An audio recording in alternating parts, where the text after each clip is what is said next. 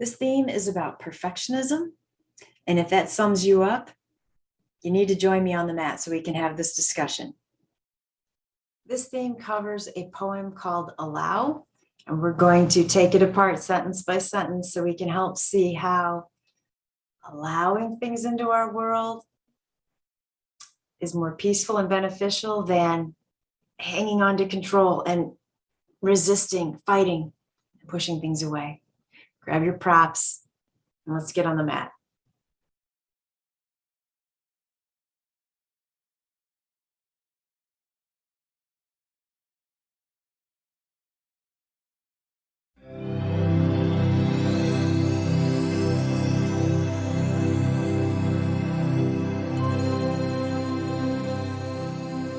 Welcome to Gentle Restorative Yoga. My name is Sandra. Before you take a comfortable seat and close your eyes, I want you to notice, maybe sometimes when you pop into my classes, my props are all over the place. I want you to notice that I perfectly folded my blanket and I stacked my props to impress you, of course. Got my bolster set just right. Tried to even out my mat, spacing it from the wall, spacing it with the camera. Everything is perfect. Now sit with that and close your eyes. Give me a deep breath in. Loud exhale.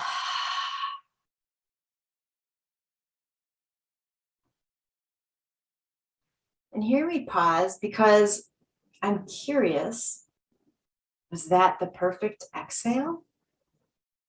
Could you have done better? Do you want to try? Do you want to do that again while I sit here and wait for you? You know I'm stringing you along, right? All right. I want you to inhale, take the arms up, bring the palms together, release them to your heart. Setting a perfect intention, or perhaps just an intention.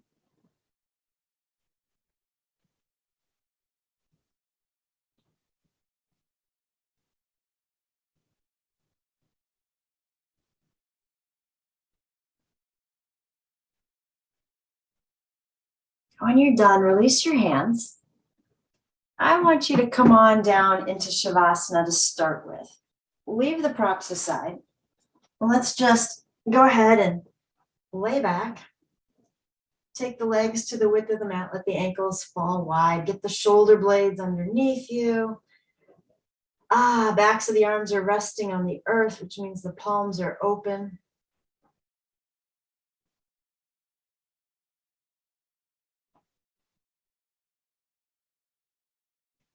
And then once you're here, I want you to stand through the body. I want you to find any place in the body that isn't extremely comfortable, and I want you to wiggle and shift. I want you to get Shavasana to feel perfect. Now, if you're thinking, well, then you would have allowed me to take my props. Okay, go ahead and grab them. Go ahead and use whatever props you want wherever you would like so that Shavasana feels perfect to you. I'll wait.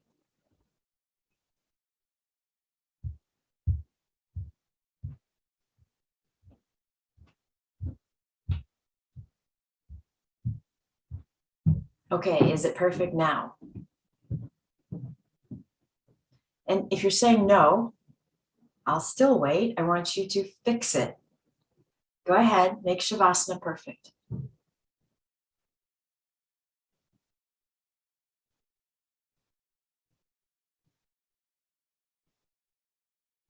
And if you're lying there and you're like thinking, yeah, this is perfect. I'm wondering, has the thought come through your mind, how could I improve upon this? What if this isn't perfection? What if there was something more I could do to make this pose better?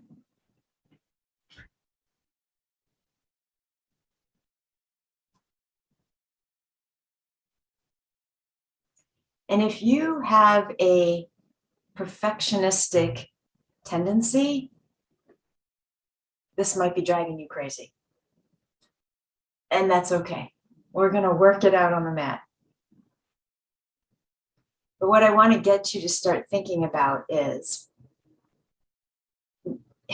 if you can't define what perfect is, you're always going to be questioning, wait, what else could I have done? Should I have moved my props to different places? Would that have been better? And maybe you do move the props and you lay back and you think, okay, this is perfect, but is it? Because perfection doesn't have a very specific definition because it's illusory. You cannot achieve perfection because it doesn't exist. And so when we want to be perfect, when we want to strive to achieve perfectionism, what we actually do is create our own suffering. We create our own frustration. We create our own angst because we're constantly wondering, what if that wasn't enough? What if I wasn't enough? What if I could have done better? And so I'm going to throw that right back at you to say, what if you could let that go? Give me a deep breath in. Big exhale.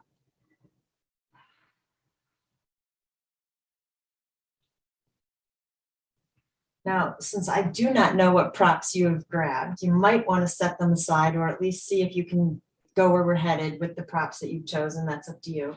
But draw that right knee in.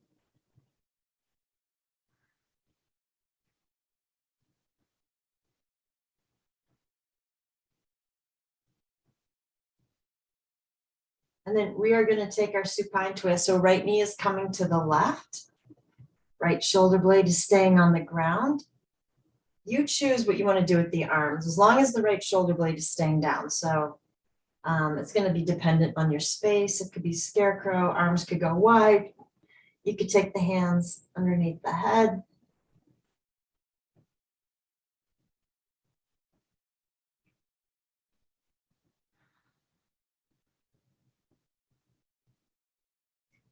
So if you do consider yourself to be a perfectionist, I want you to think about what that means to you. Why is that so important? How do you know when you are there, when you're done, when something is perfect?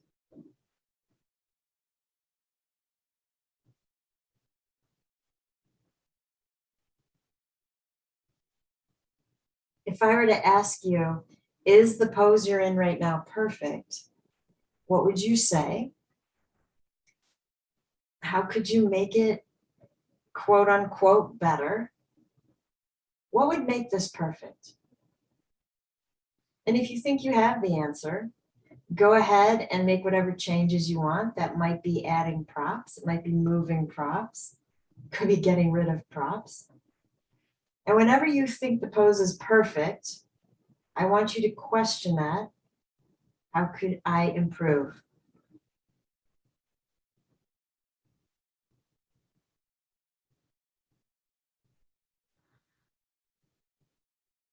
How could I improve?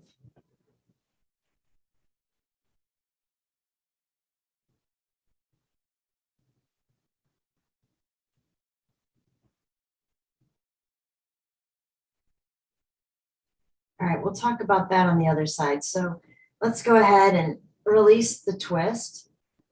Hug that right knee back in. Let's go ahead and take this leg up towards the ceiling. Flex both feet. Breathe into the stretch.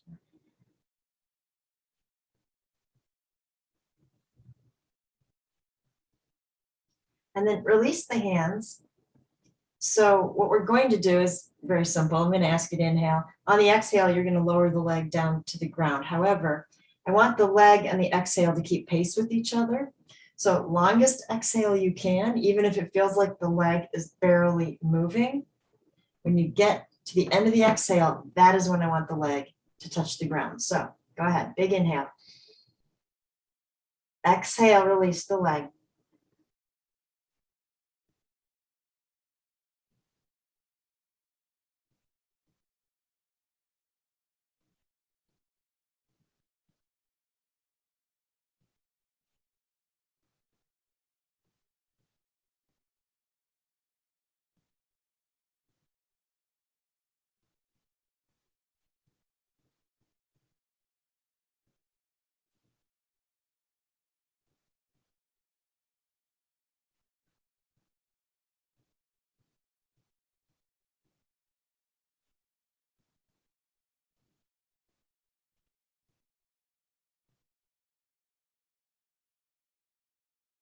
We're hugging that left knee in.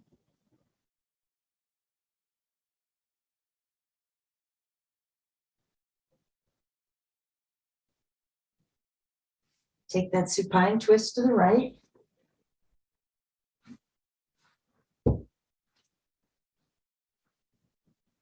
Left shoulder blade stays down. You do what you want to with the arms and make this as perfect as you think it can be.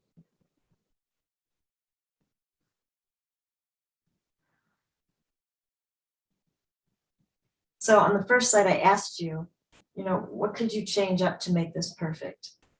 Right? So my mind is thinking, well, if that were going to be something I was going to attempt to achieve, maybe I'd put a prop underneath my left knee so the leg feels supported. Maybe I would bring my focus to the breath. Maybe I would deepen the breath.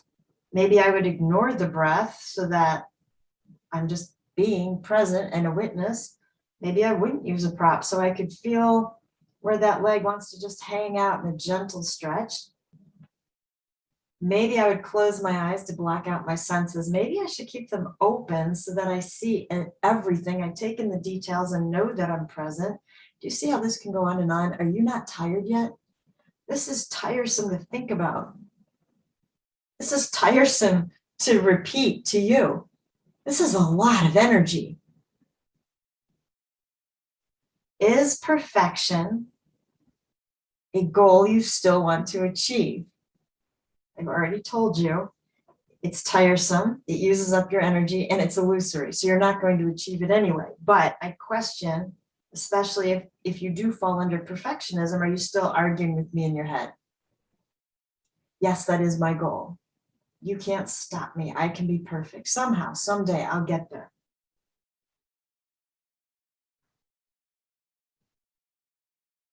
All right, let's bring that left knee back in towards the heart.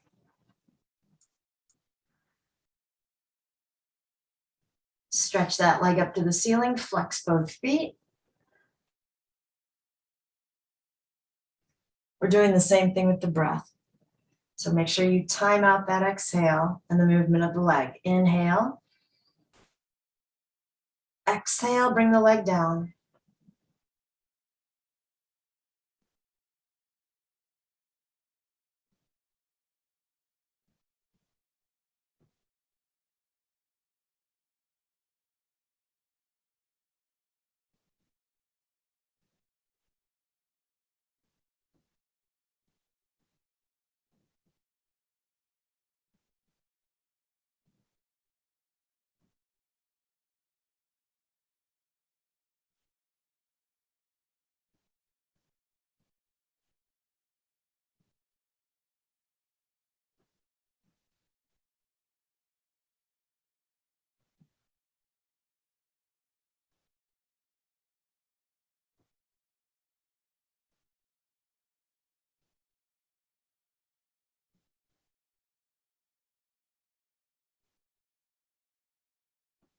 One more conscious breath.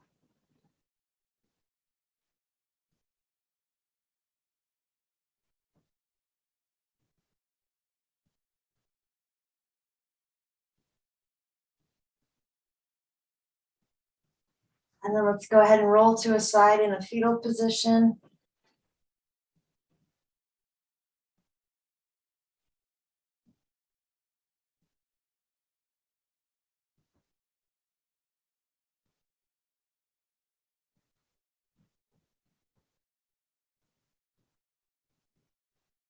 When you're ready, you can slowly make your way back up. All right, we're coming over into table here.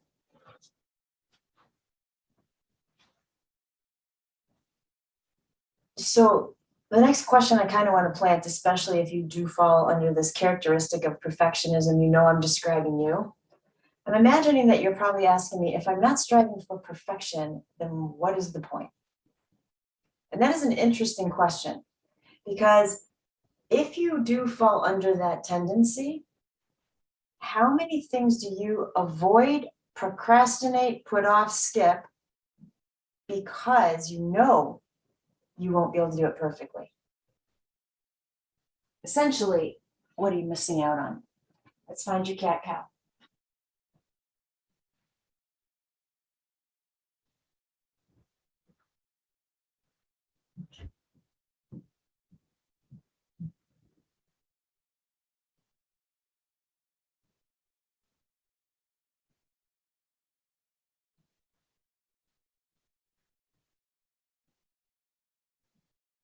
When you're ready to come back to a neutral spine, pause right there. We're going to send that left leg out behind us, tuck the toes. Oops, I gotta move away from my bolster. Push into the heel. Want to feel that in the back of the calf.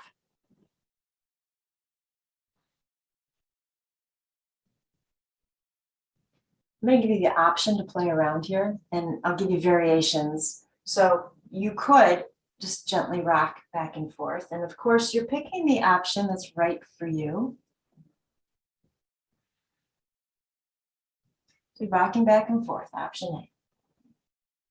Option B, you could push back through that left heel and lift that right leg off the ground, if this is okay with your body. And then let me give you an option C. If you feel like, adding a little bit more challenge, you can lift that leg up and kind of push back towards the dog, but not fully, and then just kind of come back. So do not pick the option you think I want you to do. Do not pick option C because you think that one must be perfect because it's the hardest. Not so. You're picking what's right for you, and frankly, you're picking what you feel like doing. Maybe you can do option C, but you'd rather do option A. And that is where I would want you to stay. All right, let's come back to table. Wiggle that out.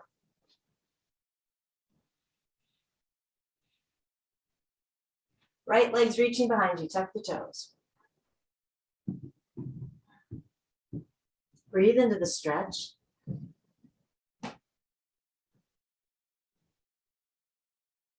Option A, just rocking back and forth.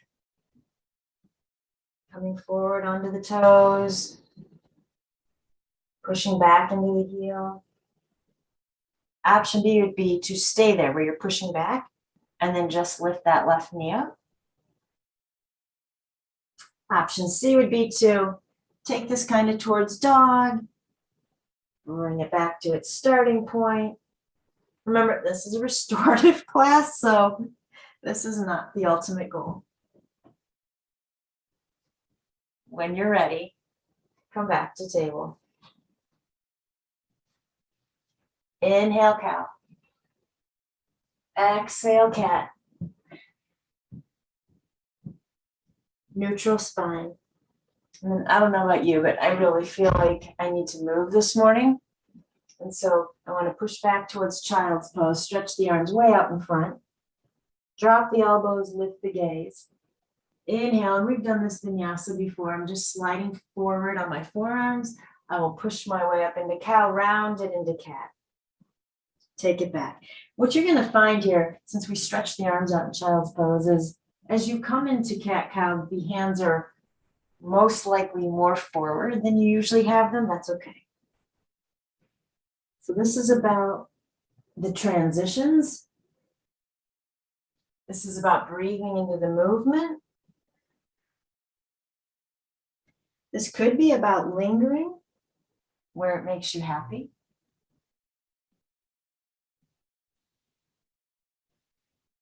Give me one more time around.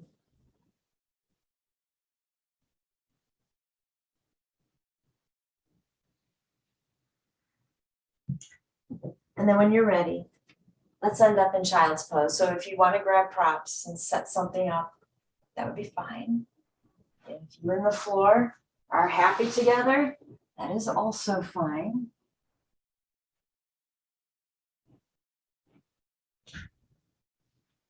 The other thing I think about with perfect is, to me, if there was something that could be perfect, then it only has one answer, because that would be perfect. If there are two options that are good, how can one be perfect?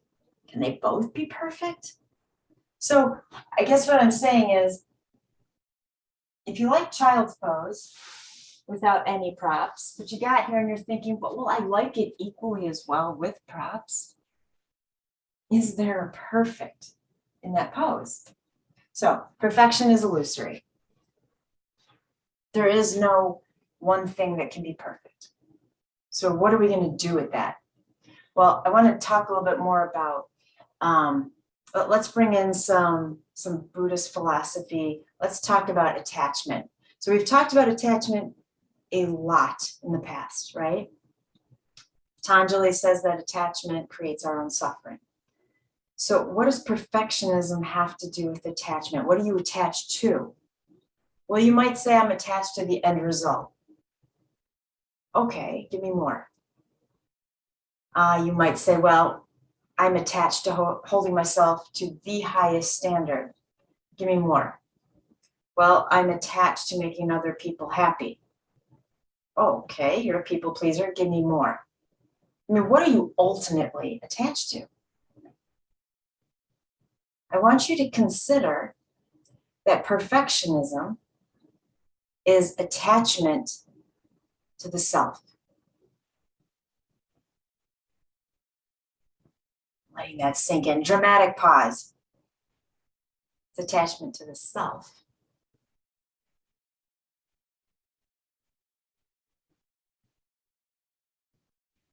I want to hold myself to the highest standard. I want to be perfect. I want to please everybody else. All of my sentences have started with I.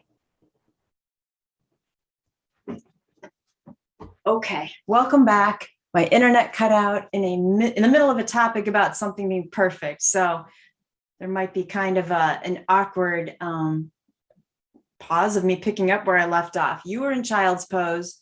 So let's go ahead and come out of that pose and find a seated position for a moment. I was somewhere in the midst of talking about attachment to the self, which I will pick back up on. But first, I want you just to close your eyes. Go back to the breath.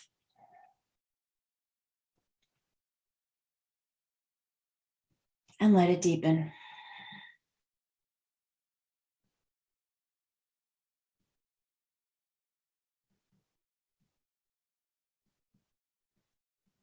Let it deepen a little bit more.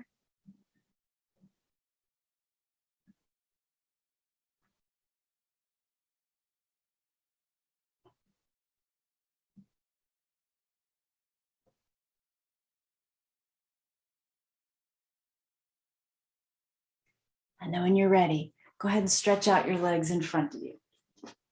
Thank you for that pause. I remember I was talking about those I statements, right? I need to be perfect. I need to please everybody around me. I need to hold myself to this standard. And the funny thing about that standard, that bar you perfectionists have set, those of us who are not perfectionists, we can't even see your bar.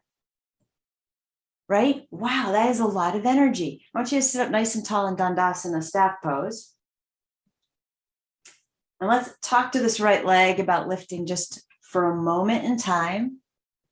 Just a couple inches off the floor. Breathe. Push out through the sole of the foot. I know this is hard. And set that leg back down. All right, left leg when you're ready.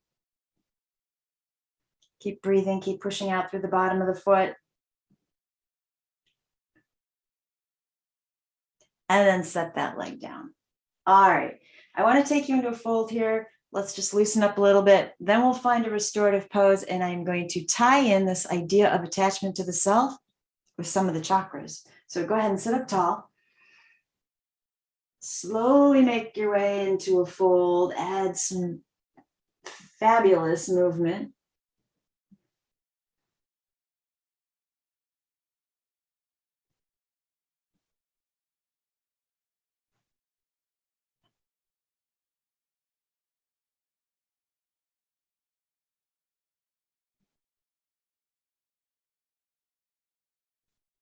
And when you're ready to come back up, let's grab our props. Same fold, but different. Pile things up. Make this a happy place. You can use the bolster to allow yourself to stay up higher if you want, right? Whatever you want to do here is going to be great for me. So find that place that makes you happy. And notice I didn't say find the place that feels perfect. Place that makes you happy. All right, let's talk chakras for a second. Root chakra, base of the spine. This chakra is all about safety, security, nurturing. This is the chakra that would correlate to an infant stage. It's all about me. Take care of me. Just feed me, keep me warm, keep me happy, let me feel safe. It's just about me, right? And that's what an infant is all about. The infant is all about sensory experience, right? I am warm. I am cold, so I cry. I am hungry, I might cry. I feel full, I fall asleep. It's all about the sensory experience, and it is just about me. Keep me safe. When we get to the second chakra is about understanding, well, there might be somebody else besides me out there. This is where we're starting to form a relationship, generally with the caregiver, the parent perhaps. And so it isn't quite all about me, but I'm starting to develop this sense of I, okay? As we move up into the solar plexus, which is the digestive area, right? Just above the navel. This chakra is about self-esteem, and it's about control. So this is where we start to develop these wants, desires, aversions, right? I like pizza. I do not like Twinkies. I want my soft blanket. And all of these wants, desires, aversions, dislikes start with the word I. Eventually, we move up further beyond the first three chakras, and we get to this sense of self that is now social, because now there are a lot of people around, right? I am now in school, or I'm working, and I have extended family, and there are a lot of relationship ties. And so our sense of I now enters this people-pleasing stage where we wear a mask. So it's kind of like Facebook, right? I am going to let you see what I want you to see. I am not going to tell you things that I don't want to. I am going to allow you to perceive me in the way that I want you to. This is a lot of energy as well, isn't it? A lot of energy. It's tiring. So how can we take ourselves back to that infant sensory experience where I am simply in the present moment? And I'm guessing many of you are in the present moment because this probably is not your favorite restorative pose. It could be challenging the hamstrings. It could be challenging some of the muscles in the low back. I hope not in pain, because then you would have backed out, right? It isn't extremely relaxing, perhaps. You might not like the feeling of your forehead on a block. And so all those things are keeping you very focused on the present. Give me a deep breath in. Big exhale. Let's go ahead and slowly start to make our way back up. I'm going to widen out my legs so I can drop this bolster in between. If you don't have a bolster, pillow perhaps, I'm going to take my block, prop this bolster up at the end that is away from me. Now we'll get a little bit more restorative. Let's go ahead and move the root chakra closer to the bolster. We're going to put both legs right on up, and then we're going to lay back. So let me give you some options here. You could take your blanket, toss it out behind you for a pillow or a neck roll.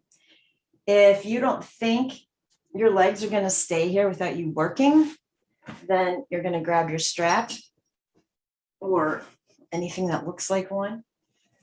And you could put a loop in your strap, or you could just more quickly tie your legs into place and then, go ahead and lay back.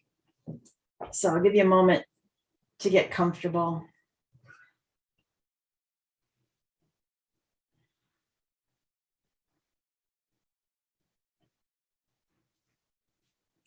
All right, this is where this conversation is going to get interesting, because my perfectionists out there are probably thinking, okay, fine. If I'm not going to aim for perfectionism, what do you want me to do? Just be a failure?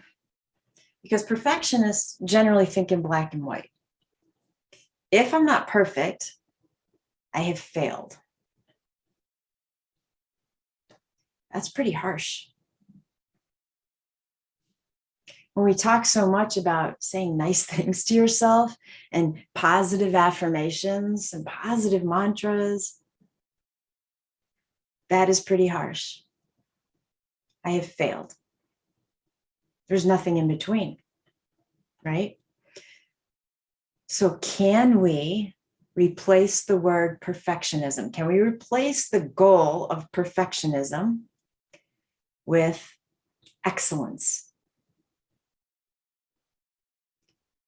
Excellence is also a high standard, so you should feel good about that. However, excellence has leeway. Excellence says, well, okay, I did pretty darn good. However, I have room for adaptability. There's room for flow, change. Excellence is compassionate, right? Perfectionism is judgment. Perfectionistic tendencies lead to shame because you can't reach them. So you are always feeling like a failure. Nobody wants to feel like that. So I'm challenging you to accept excellence if you are extremely attached to perfectionism.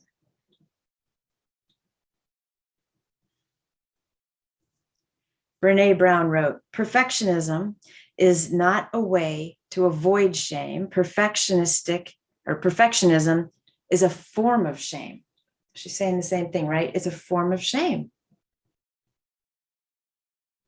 And if I can't be perfect, I perhaps am not even going to try, because I'm just going to fail. And then I'm going to feel bad. Right? I am not going to go to a vinyasa yoga class because I won't be able to do the poses perfectly. Everyone else around me, of course, will be doing them perfectly, even though they all look different in the pose. Somehow they're all doing it perfectly, except for me. I'm not even going to go. I'm not going to try. I would be filled with shame. I would be a failure. So I want you to start thinking about what you're avoiding in life. And are you willing to erase the word perfect from your dictionary, replace it with excellence if you want to, and then get out there in life? Give me a deep inhale. Big exhale.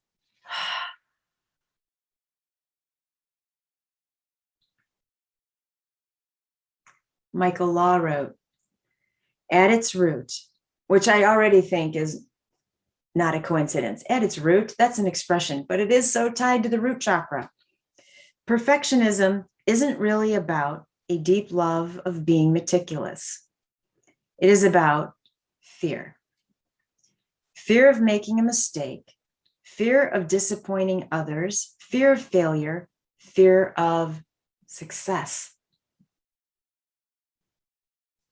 Fear is all root chakra. What is going to keep me safe? How does that sit with you? Perfectionism is fear of success.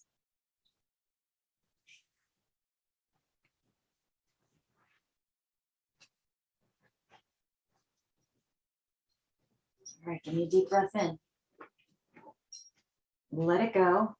I kind of kicked all my props over when I sat up, but however, it's easiest for you to get your legs back off that bolster because you might have tied them in place. So, and simply just go ahead and widen out the legs for a moment around that bolster when you're ready.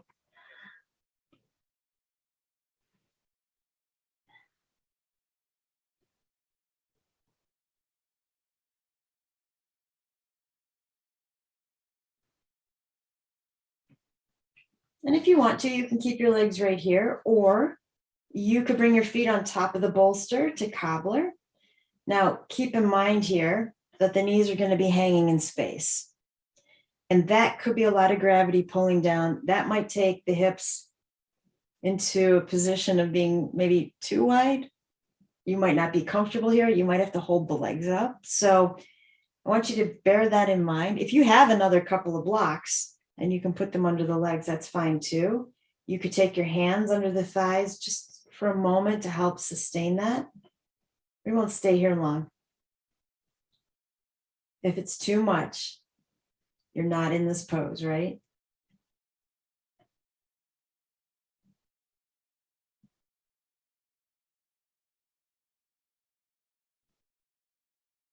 And then let's pull the knees up towards each other. My feet are now resting on the edge of the bolster. I want to shift so I can pull my low back down to the earth. And just feel how grounded that is, how safe and secure that feels. I'm going to draw the right knee in. Take my hands to the bottom of the right foot, or use your strap, or grab somewhere else that's more accessible. And then let's take that right leg up.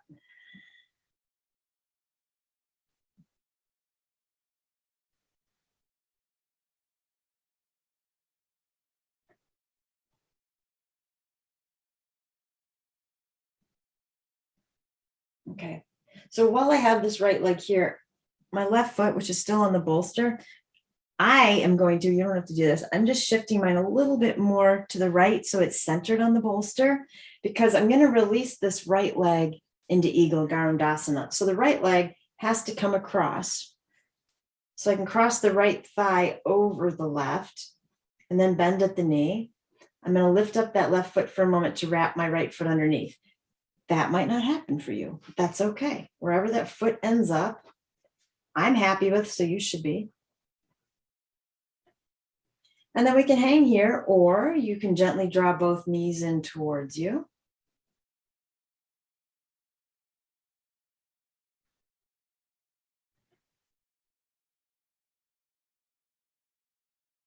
Inhale.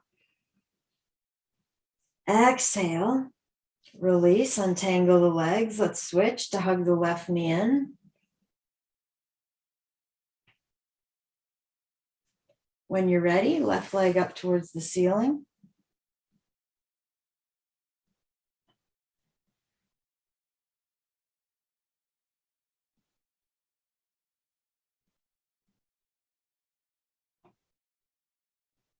And then again, I'm moving my right foot over just a tad. It kind of gets the crossing of the legs started. Left leg's going to cross over the right, bend the left knee. See if that left foot wants to wrap around underneath the right ankle. Had to look. They're crossed so many times, I lost track of which leg was which. And then again, you can pull the knees in towards you if you want to.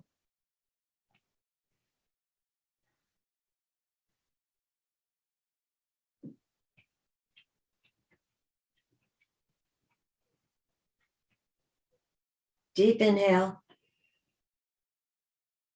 Exhale, untangle the legs, set the feet on the earth, not the bolster, and then move your hips to one side or the other so you can roll into a fetal position, closing the eyes.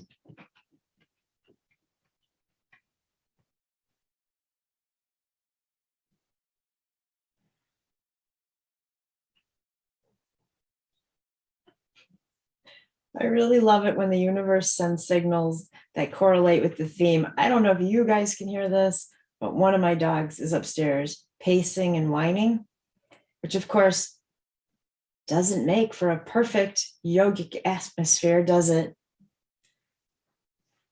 But if I'm only striving for excellence, which is still a high standard, it gives me leeway that I have no control over what the dog is doing upstairs, as you also do not have control over external factors. Go ahead and make your way back up.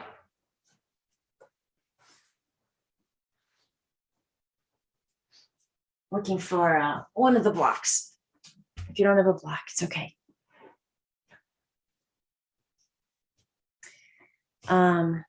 If you don't have a block, a book would suffice. I'm looking around to see what else. I don't know, a small pillow, pretty much anything.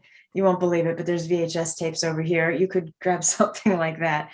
So I'm just going to grab this block as such, hands on each side. I am not wrapping my fingers around to hold it. I'm just holding it, the pressure of my hands.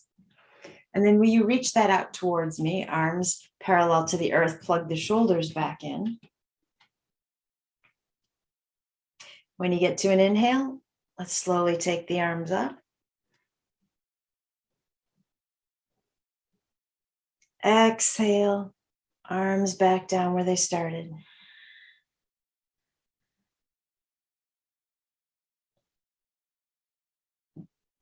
Inhale, arms up.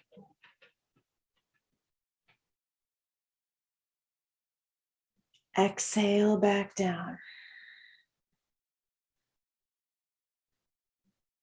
And you kind of keep checking to see if the shoulders are still plugged in or if they've reached out through the socket. Take the arms back up. Stay right here. Side bend to the right.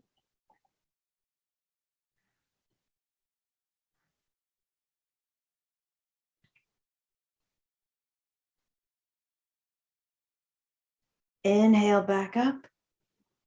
Exhale to the left.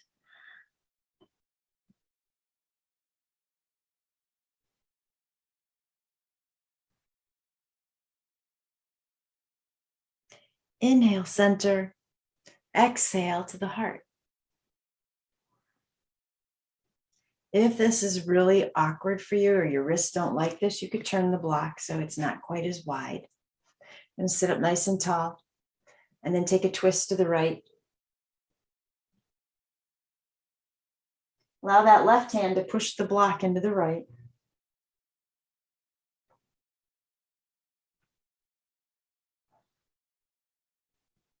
When you get to an exhale, come back to center. Pause for the inhale. Exhale, right hand pushes into the block to twist you to the left.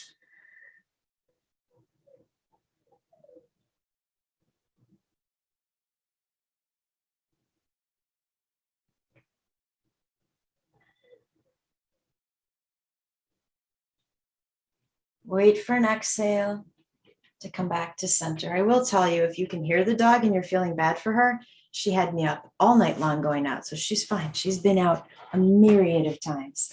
Anyway, take that block, bring it out in front of you, sit up tall, and then let's hinge forward into a fold. Resting the forehead. So if you need to build this up, go ahead. If you need to come down lower, go ahead. And if that means getting rid of your block and coming all the way down to the mat, that's fine. I just want the third eye resting on something, perhaps. It could even be, if that fold is so elusive, you could take your bolster instead and tip it at an angle towards you. So your fold could look something like this.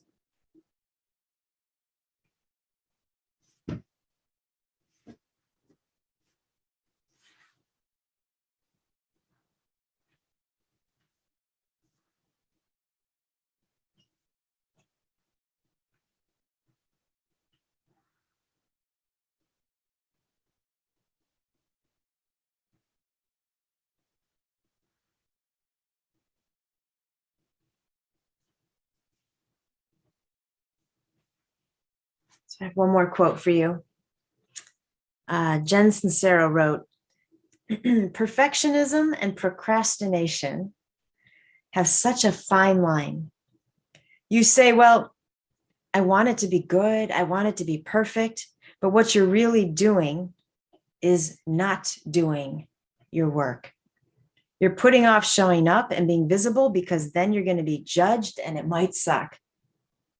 Ooh, judgment. See, that's a whole other topic, isn't it? And we're not heading there today. Yeah, that could take up hours, right? She brought up, you're not showing up. Showing up to what? You're not showing up to life because of the idea that we might be judged. I will say this about judgment. If that is where you're hanging out, you're worried about that, you are mind reading. Because everybody else is worried about their own stuff. And if they are judging you, so what? Letting things go, being present. I want you to be especially present right now. Give me a deep inhale.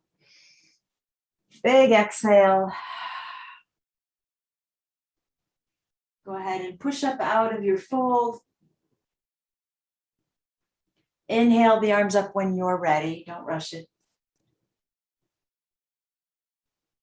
Bring the palms together. Release them to your heart. And then let the arms swing back, reaching out behind you. We're going to find Yoga Mudra. Bring the palms together, interlace the fingers, shoulder blades in and down. Knuckles towards the earth, drop the chin.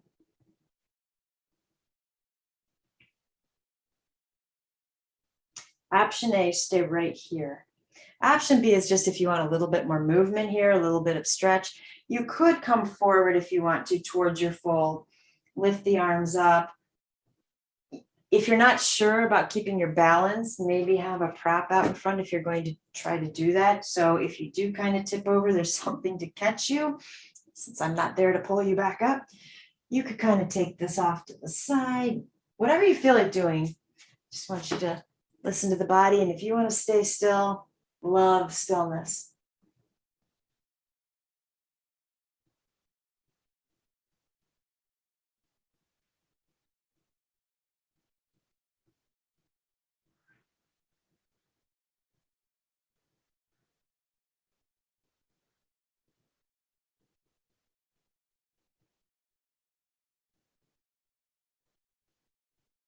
All right, if you took a fold, come back up to center. Untangle the fingers. Inhale the arms back up. Bring the palms together. Release to your heart.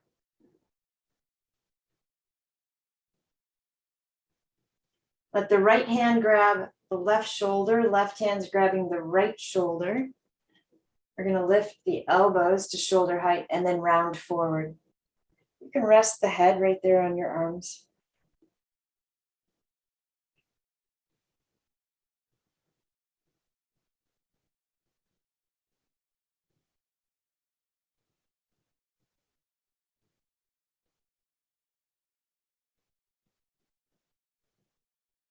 Next, exhale.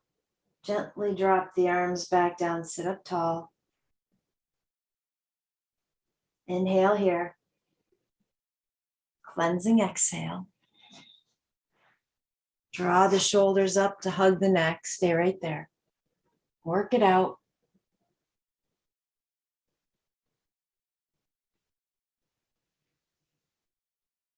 And when you get to an exhale, that's when you'll take the shoulders back and down.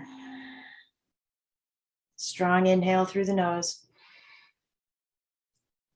Big exhale.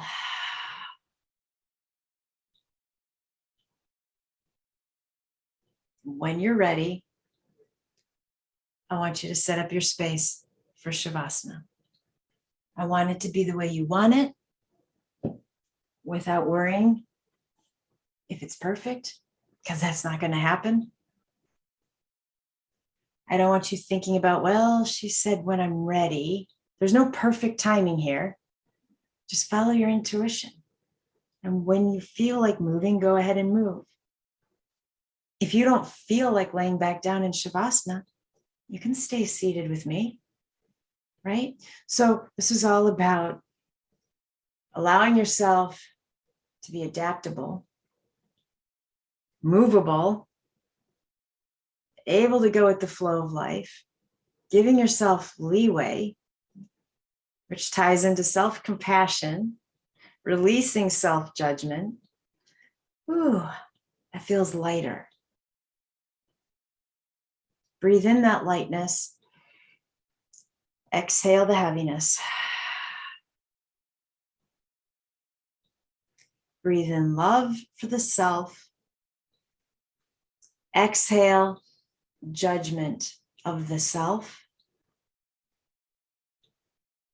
Again, breathe in love for the self.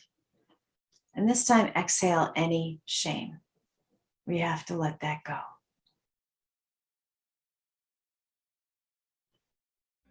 I'll come back and find you when Shavasana is over.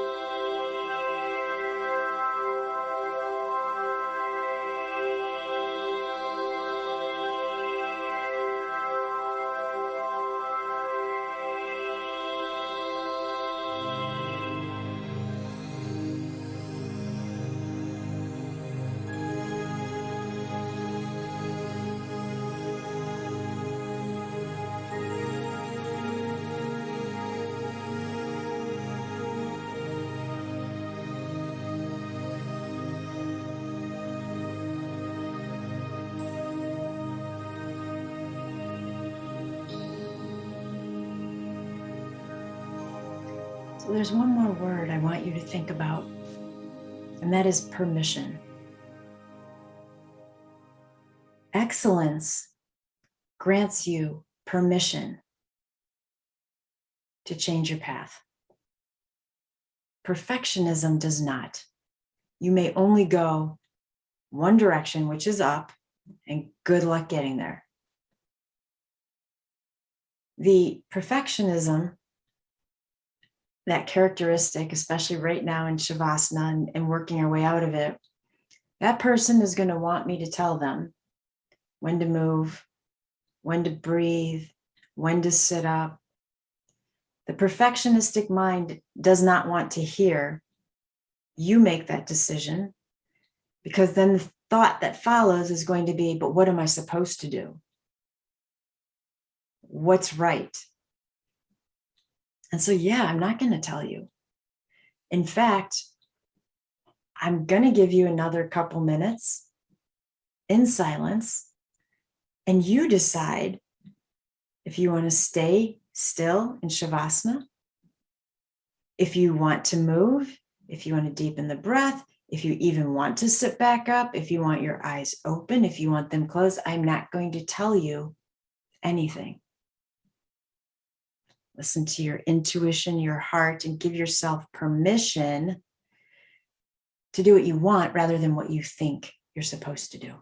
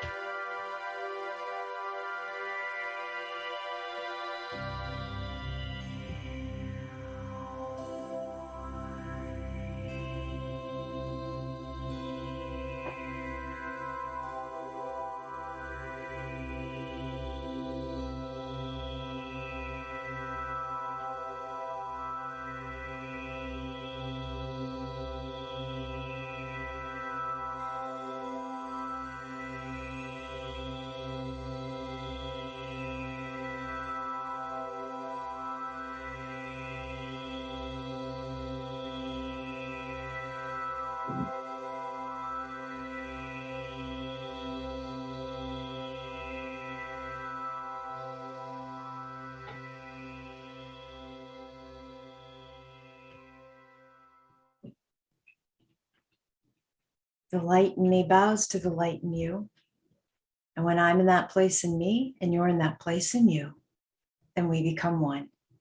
Namaste.